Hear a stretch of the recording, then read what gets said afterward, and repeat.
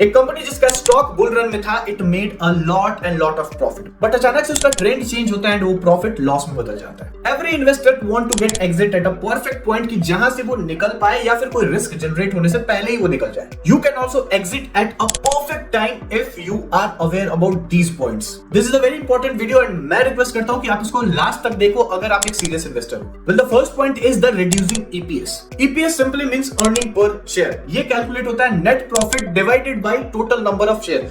Of course अगर company ने dividend pay किया है तो उस डिविडेंड को यहाँ पे एडजस्ट कर देते हैं। अगर मान लो कि किसी कंपनी का सेल इंक्रीज कर रहा हो but still earning per share is decreasing, that is a big risk. This is the hidden sign कि आपको यहाँ से एग्जिट कर जाना चाहिए। दिस सिंपली मींस कि जितना भी सेल वो जनरेट कर पा रहे हैं वो प्रॉफिट में कन्वर्ट नहीं कर पा रहे हो for any reasons and that is a big risk for you. So अगर आप शेयर मार्केट में इन्वेस्टेड है तो always check the trend of EPS की क्वार्टर दर क्वार्टर क्या चेंजेस आ रहे हैं। अगर आप कोई नया इन्वेस्टमेंट भी करने जा रहे हैं that time also check the trend of EPS. If it is favourable that's a very good sign. The second point is reducing promoters holding. Promoters की holding reduce होना is not unusual. But अगर multiple promoters अपने holding को बार बार कम करते जा रहे हैं and quarter wise आपको दिख रहा है कि promoter holdings are coming down, that is a risk. ये सिंपली दिखाता है कि promoters are not trusting the business, या तो वहां से ग्रोथ की अपॉर्चुनिटी जा चुकी है। ये यहाँ पे एक रिस्क भी बता सकता है कि इन फ्यूचर एक बड़ा डाउनफॉल आ सकता है, या फिर डाउनफॉल नहीं भी आए स्टिल ग्रोथ की अपॉर्चुनिटीज जा चुकी है। मतलब अभी तक जितना गेन मिल चुका है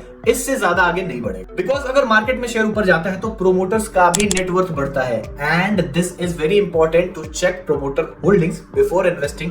अगर आप इन्वेस्टेड हैं तब भी आपको ये चीज का ध्यान रखना चाहिए। The next one is increasing income from other source. आप देख रहे हो कि कंपनी क्वार्टर दर क्वार्टर प्रॉफिट बना रही है एंड इसकी प्रॉफिट बढ़ती ही जा रही है, that is a very good thing.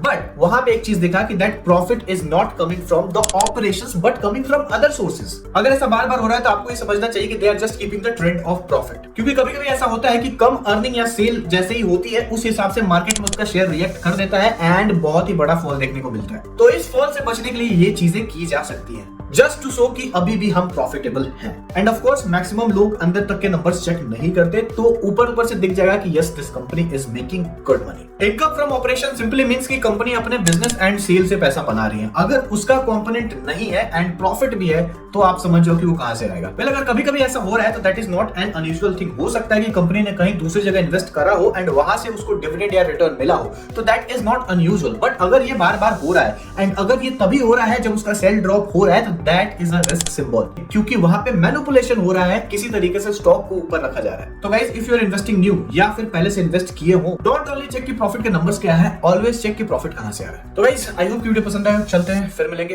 Bye bye.